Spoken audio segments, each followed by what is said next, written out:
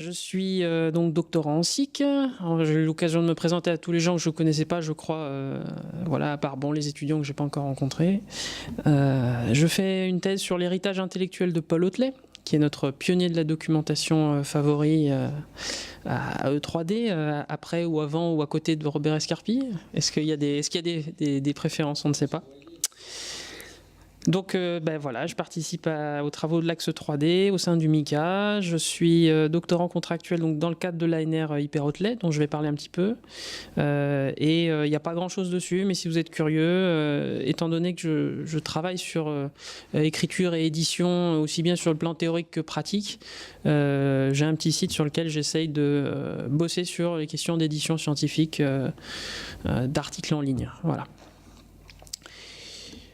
Alors, je vais faire ça en deux parties, avec une première partie qui va être, voilà, sans forcément toujours prendre position, une sorte d'inventaire de ce qui est, ce qui n'est pas quand on veut parler de documents, d'hyper-documents, d'hypertextes. Et ça nous amènera dans une deuxième partie au projet Hyper Hotelet spécifiquement. Et on reviendra sur le principe de documentarité.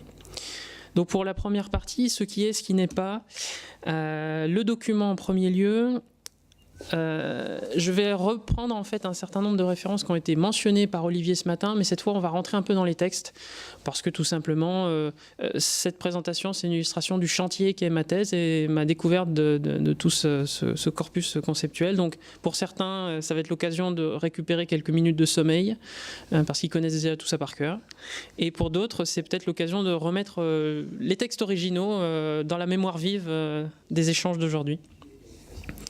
Le mot document, voilà, Briet le dit très bien, c'est l'enseignement ou la preuve. Historiquement, c'est d'abord l'enseignement, puis plutôt la preuve, du fait de l'étymologie, tout simplement.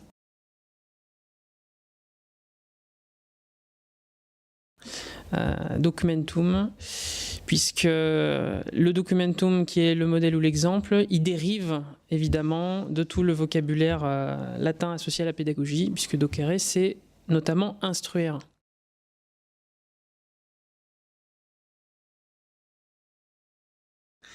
Donc, alors oui, au niveau des sources, il y aura pas mal de sources. J'ai essayé de préciser à chaque fois d'où je prenais les choses. Dans le littré, c'est pareil. Voilà. Chose qui enseigne ou renseigne, c'est le premier sens. Anciennement, presque même leçon, c'est-à-dire qu'il va y avoir on peut trouver littéralement dans du Molière, par exemple, le mot document comme eh bien, vous relirez ces documents et à la fin d'une classe, par exemple, ou d'une leçon.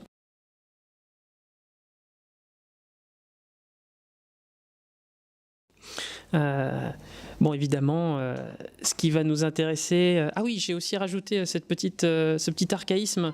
On trouve des fois documents au pluriel sans le T.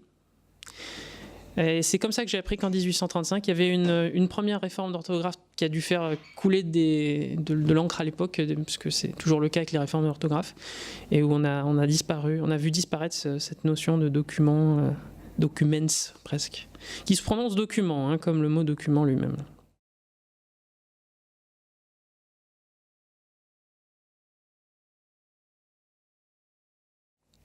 Bon bref, tout ça c'est pour l'étymologie. Moi ce qui m'intéresse surtout c'est la signification de ce mot dans un contexte de travail scientifique. Ce qu'en dit Michael Buckland, avant de rentrer dans effectivement Hotelet, puis Briet, puis un petit peu Méria, Bachimon, ce qu'en dit Buckland, c'est que la notion de document, qui est en constante évolution chez les documentalistes qui se penchent dessus pour en faire une notion scientifique, c'est d'en faire une notion fonctionnelle et non pas substantielle. Puisque forcément la matérialité joue un rôle dans la définition du document, mais plutôt que d'en chercher l'essence, on va en chercher la fonction, le rôle, pour le mettre, on va dire, au service d'une grosse problématique, on va dire, du tournant du 19e au 20e siècle, qui est finalement assez semblable du tournant du 20e au 21e, qui est une explosion de documents, une explosion de production documentaire dans l'espace public, informationnel. Et donc cette notion de document fonctionnel, voilà, elle va être mise au service d'une scientifisation, je ne sais pas si on peut dire ça comme ça, et à la fois d'une professionnalisation. C'est un petit peu donc la double figure Hotelet-Briet. Et donc, comme on le verra, et Buckland le dit, le passage à l'univers digital ou numérique renforce encore plus cette distinction.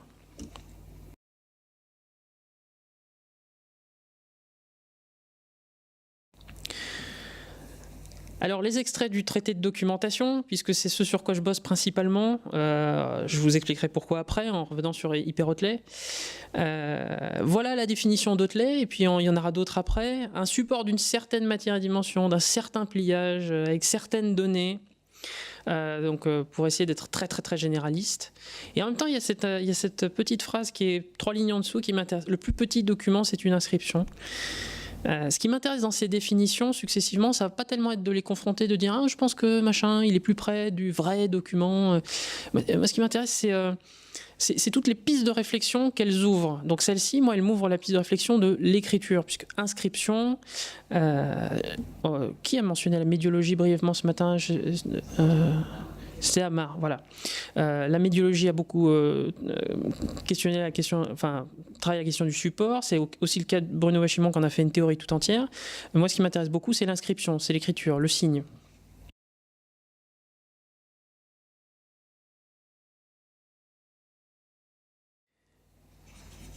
Alors la voilà la notion fonctionnelle. Un livre ou document, c'est très interchangeable dans le traité de documentation. D'ailleurs, la deuxième partie qui en occupe, on va dire, le volume de pages le plus important, s'intitule le livre ou document, le livre et le document. C'est un moyen de faire quelque chose. C'est un moyen d'enregistrer la pensée en vue d'une transmission. Donc c'est le moyen de faire quelque chose avec vraiment un objectif.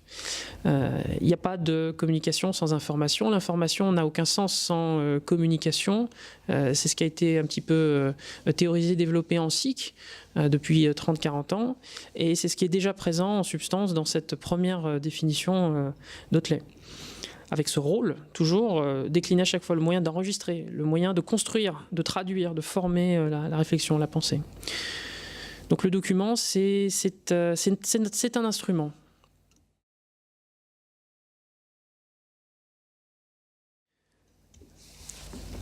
Alors j'ai pas mis celle qui a trait à l'antilope, mais c'est dans le même ouvrage de Briet. Qu'est-ce que la documentation? Briet insiste du coup beaucoup sur la notion de preuve, qui était présente toujours dans l'histoire du mot, avec toujours cette dimension, voilà. Donc je me répète forcément, puisque j'appuie par l'exemple ce que j'ai dit au début d'une notion qui est fonctionnelle, aux fins de représenter, reconstituer, prouver. Alors, on est toujours dans l'utilité.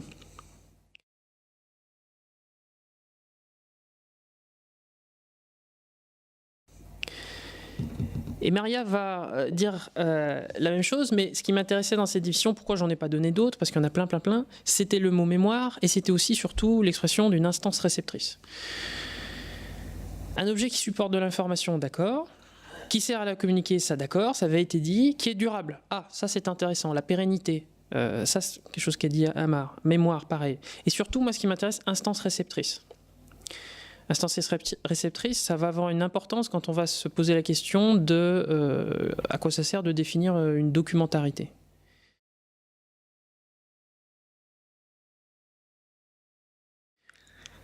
Et de cette définition, moi je vois, sinon une filiation, au moins un écho assez clair avec celle de Bachimon, et je vous promets que c'est la dernière que je vous donne pour document, j'arrête de vous assommer avec ça, qui dit c'est un objet intentionnel, implique qu'il soit considéré pour ce qu'il signifie, non pour ce qu'il est physiquement.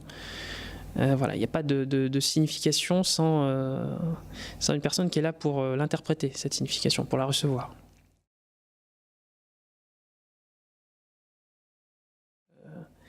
Comme je vous disais, c'est un chantier. Et un chantier, ça commence par un gros inventaire.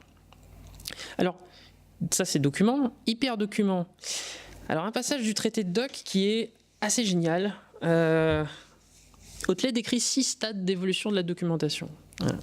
Et au 6e, et donc c'est des stades, on va dire, chronologiques, c'est dans l'histoire du développement de la documentation. D'abord on invente ça, et puis bientôt on inventera ça. Et donc au 6e stade, pour lui, au moment où tous les sens auront été développés de manière propre, c'est-à-dire que pour chaque sens, on a inventé une manière de capter, d'enregistrer, une instrumentation qui permet de traduire immédiatement ce que peut exprimer le sens en document.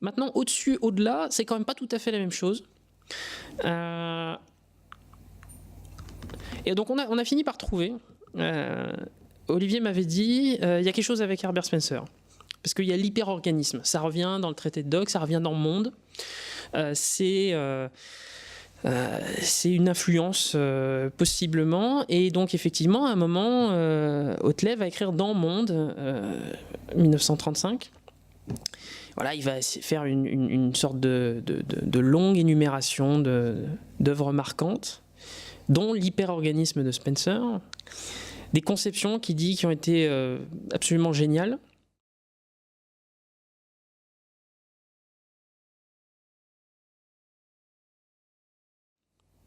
Et en fait, c'est pas lui qui a écrit ça.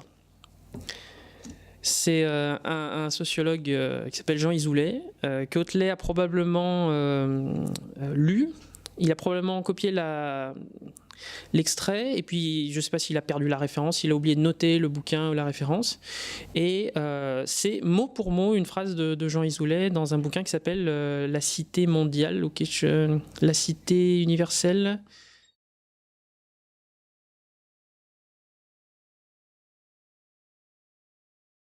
Et Isoulet parle d'Herbert Spencer, mais Herbert Spencer écrit en anglais superorganism. Il ne parle pas de hyperorganism. C'est Isoulet qui en fait un hyperorganisme. Et pourquoi est-ce que d'un coup ça fait clic chez Huxley? C'est parce qu'une super documentation aurait aucun sens dans la pensée d'Huxley, qui est dans une espèce de...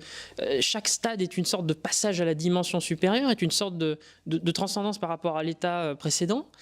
Et donc une super documentation au sens de supra aurait eu beaucoup moins de sens que ce qu'il entrevoit comme étant une hyper-intelligence. C'est pas une super-intelligence au sens organisationnel de Spencer, où là on est dans ce qui va préfigurer les systèmes, d'une certaine façon. Alors, hypertexte.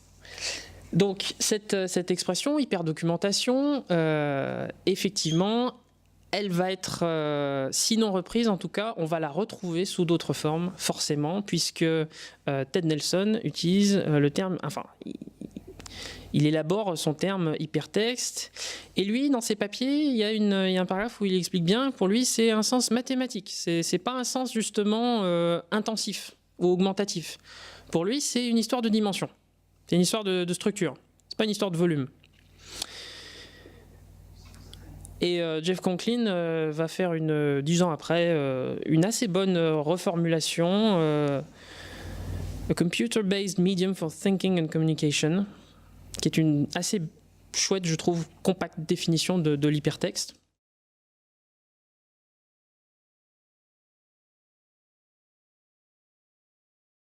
Chez les Français, on va retrouver cette importance du sens mathématique, puisque dans le bouquin hypertexte, hyperdocument, hypermédia de Loferes Cavetta, on a ça, voilà, le préfixe hyper pris dans le sens mathématique d'hyperespace, c'est-à-dire d'espace à n dimensions. Voilà. Et un hypertexte ou un hypermédia, du coup, n'est pas plus compréhensible pour nous qu'un hypercube. C'est pas possible de comprendre l'hyperdocument. Il a trop de dimensions pour nos simples sens.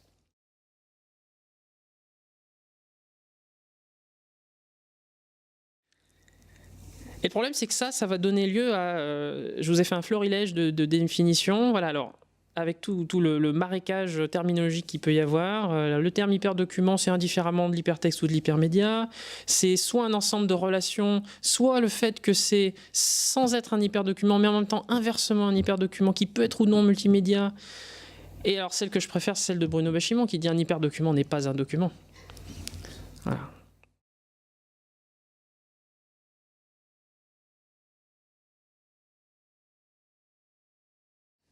Finalement, la meilleure définition, parce que je n'avais pas encore lu le bouquin de Pierre Lévy qui parle d'hypertexte, mais celle qui revient vraiment à l'hyperdocument presque au sens hautlésien, c'est celle de Jean-Pierre Balp. Un hyperdocument, c'est un contenu informatif constitué d'une nébuleuse de fragments. Alors c'est peut-être un petit peu verbeux, mais l'esprit est vraiment là, au sens où un nœud est un document élémentaire dont le contenu exprime une idée, c'est une unité sémantique. Donc on retrouve l'influence de la granularité, de l'atomistique, le positivisme qui a influencé toute sa vie Huxley, et les liens, les nœuds et les liens. avec le lien qui est uni ou bidirectionnel, avec le système d'encre. Donc à travers donc là on est à l'époque début on est dans Internet, le web va arriver quelques années après, 90 puisque c'est 93, niveau chronologie je suis pas trop mal.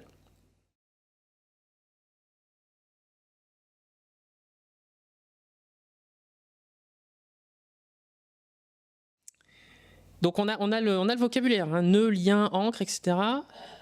Ceci dit, ça c'était déjà chez Hotelet. Alors comment est-ce qu'on passe de tout ce marécage terminologique à Hyper Hotelet? Eh ben, moi je trouve qu'on peut y passer grâce au principe de documentarité. En tout cas pour ce qui est de mon interprétation de la chose. Je ne suis pas le porteur du projet ANR, mais l'interprétation que j'en fais, moi, passe, on va dire, en partie par cette notion que je trouve intéressante.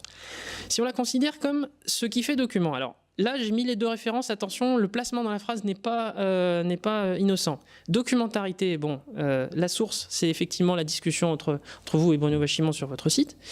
Il y a tout de même, et ça c'est très étonnant, dans des études sur le cinéma, sur le documentaire en tant que genre, il y a un article ou un chapitre de livre de André Gaudreau et Philippe Marion qui parle de la documentarité.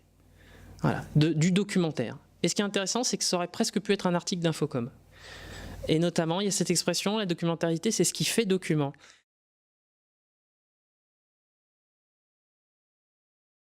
Et donc, c'est pas une reformulation de ce qu'est le document. Voilà, donc c'est ce qui est dit dans votre échange, au sens où Vachimon dit la notion de document est fonctionnelle, pas substantielle, ce qu'on sait grâce justement à toutes ces définitions antérieures que j'ai passées, mais surtout que c'est pas une propriété exclusive du document, parce que si on la prend comme une mesure, on peut presque parler de degré de documentarité. J'y reviens dans une seconde. La documentarité, c'est ce qui fait document aux yeux d'eux, c'est-à-dire qu'elle attire l'attention, comme disait Franck, c'est le décalage sur la part interprétative, la lecture finalement, et moins l'essence du document lui-même.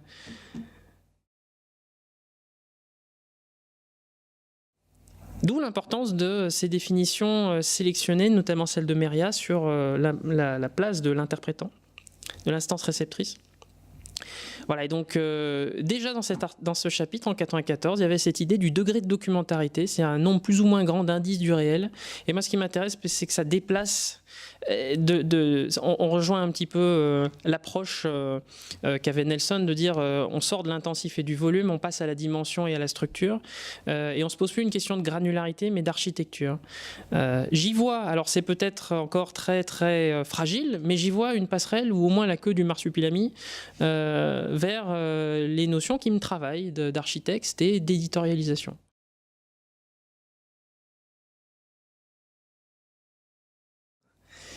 Moi, j'y vois le moyen de me poser la question, non pas de ce qui est le document par essence, mais de manière plus processuelle, comment faire document et avec quoi faire document.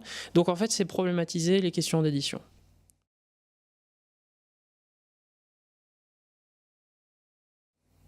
Donc tout ce que je viens de vous exposer, c'est pour moi une manière d'essayer d'envelopper l'effort qu'est la réédition du traité de documentation dans le cadre du projet ANR Hyper Hotelet, qui est l'une de ses missions, avec le fait que ça fait finalement 100 ans que ce bouquin, enfin pas tout à fait, mais ça fait un siècle que les composants de ce bouquin ont été écrits.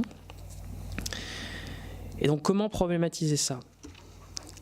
Alors, l'un des essais très précoces d'Hotelet, 1894, 95, 98, quelque chose comme ça, c'était un petit peu de bibliographie, traduit par Boyd Reward sous le titre Something About Bibliography.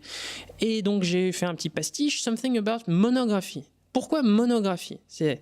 Comment est-ce qu'on va problématiser l'édition pour un petit peu creuser cette notion de documentarité? Eh bien, je pense qu'il faut retourner sur le bouquin, c'est-à-dire le traité de doc, dont voici une petite photo, parce que c'est vrai qu'il y a des gens qui ne savent pas ce que c'est le traité de doc, c'est une Bible. Hein, dans le format, c'est énorme, c'est imprimé tout petit, ça fait 400 pages. C'est absolument massif. Il y a 6 ou 7 niveaux de profondeur dans la table des matières. Voilà. Et Hotelet le dit bien, le contenu d'un livre, on pourrait le représenter sous la forme d'une seule ligne continue. Mais pour des moyens pratiques, bah, évidemment, on le coupe. Déjà, il faut faire tenir ça dans une ligne, et puis la ligne, ensuite, elle s'accumule, et puis on n'a plus de place, et il faut tourner la page. Donc ça, c'est un sectionnement qui est matériel et qui ne coïncide pas en fait avec le sectionnement intellectuel.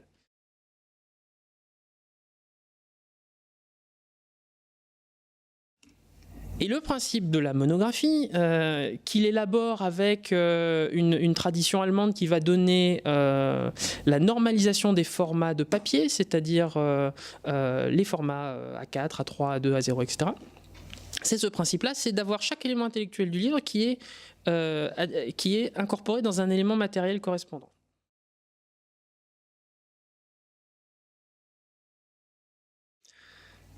Et donc à l'époque, il travaille avec la technologie de son temps, hein, donc un système de fiches, de feuilles. Et donc pour lui, le principe monographique, c'est pour lui le sectionnement de la pensée et les sections du livre qui se rejoignent et qui ne sont plus coupées par la page ou par la marge.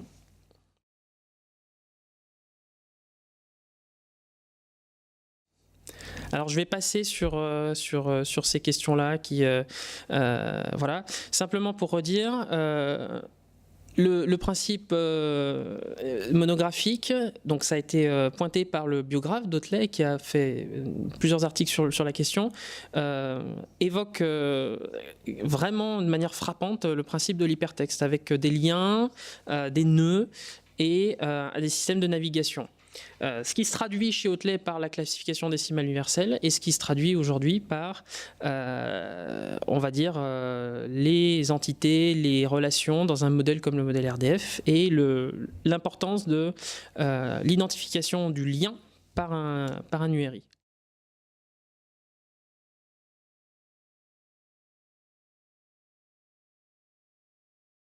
L'intérêt donc de notre projet, c'est que finalement on essaye de mettre en œuvre ce qu'Hotelet n'a pas pu faire à son époque, c'est-à-dire qu'il théorise le dépassement du livre mais il ne peut pas l'accomplir, puisque finalement le traité de documentation, ça reste un bouquin.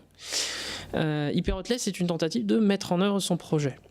On a à la fois la logique arborescente, c'est-à-dire qu'il y a une structure de classification hiérarchique, et en même temps il y a une logique de graphe, avec des liens transverses dans cette arborescence. Et cette double logique, elle est appliquée pas juste du coup à un livre linéaire qui se lirait d'un début à une fin, mais à une logique de fichier qui s'éclate sous plusieurs entrées, c'est-à-dire qu'on peut l'approcher par la carte, donc fabriquer un atlas, on peut y entrer par une forme encyclopédique, et donc ça c'est tout le travail d'élaboration de la plateforme Hyper-Hotelet qui sera produite à la fin du projet NR, c'est-à-dire de travailler sur des entrées différentes sur une mise finalement en fiche, même si on peut discuter de la pertinence de la notion de fiche.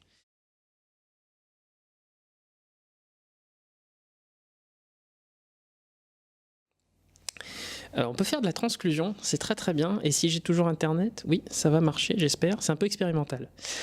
Donc l'une des raisons pour lesquelles ce projet a vu le jour, c'est parce qu'il y avait une brique logicielle très intéressante qui existait déjà, qui est un projet qui avait été mené en partenariat entre justement Christian Jacob et l'ENSIV, c'est l'abécédaire des mondes lettrés, qui était une manière de mettre en site et de mettre en graphe un petit bouquin qu'il avait fait qui était un abécédaire incomplet.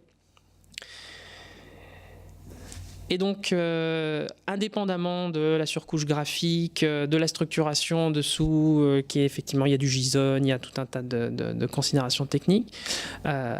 Cette brique, ça a vraiment été, voilà, je pense, quelque chose qui a joué un rôle important dans le fait de pouvoir amorcer le projet avec déjà cette idée de la donnée, du document, de la fiche en dessous et de l'entrée dans la fiche via une certaine interface qui là est sous forme un peu de graphe. Et donc quand on rentre dans chaque nœud de ce graphe, en fait il y a des fiches. Après ce qui est intéressant, c'est que ces dernières années, il y a plusieurs projets de mise en ligne de corpus qui se sont posés différentes questions un petit peu nouvelles. Moi j'ai beaucoup aimé la mise en ligne de l'éthique de Spinoza parce que Spinoza gagnait sa vie à un moment en polissant des lentilles pour les télescopes, pour les lunettes. Et donc la mise en ligne d'Ethica, ils ont travaillé sur ce truc assez étonnant. Il y a des colonnes et en fait il y a cette espèce de flou sur les colonnes suivantes qui est assez élégant, qui fonctionne assez bien. Et quand on rentre, bon, bien sûr, dans l'application elle-même, ça nous donne quelque chose d'assez base de données, en fait. Donc, bon, là, le travail est... voilà. On pourra en discuter. Moi, je trouve que c'est intéressant. Je vous donne le mal de mer, excusez-moi. Une autre personne qui bosse un petit peu là-dessus, c'est designer Anthony Mazur, qui avait participé à cette interface de recherche dans une base de données, Collecta, avec un système par points. Donc ça, il y a un gros travail collectif. Voilà. C'est quelques petites interfaces, voilà, j'en ai montré 3, c'est pas exhaustif, c'est pas représentatif de ce que sera Hyperhotley à la fin, mais c'est des choses que j'examine et que je regarde, et à chaque fois je me demande, bon, est-ce que ça fait document tout ça? Et qu'est-ce qu'il y a en dessous? Alors du coup, qu'est-ce qui est à suivre? Et ben voilà, donc la suite de mon travail, on va dire, c'est ça.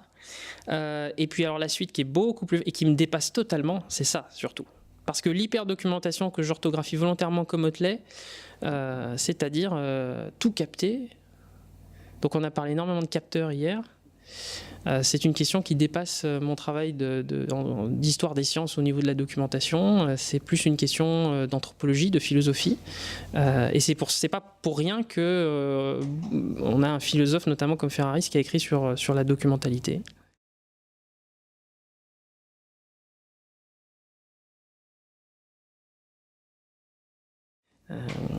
Voilà, donc c'est un chantier, c'était un petit peu désorganisé. J'ai peut-être passé un temps déraisonnable sur la mise en page de tout ça. Et donc, j'ai une petite slide pour vous dire que c'est quand même fait avec amour et avec des technologies intéressantes que je vous invite à explorer. Et c'est tout. Merci pour votre attention.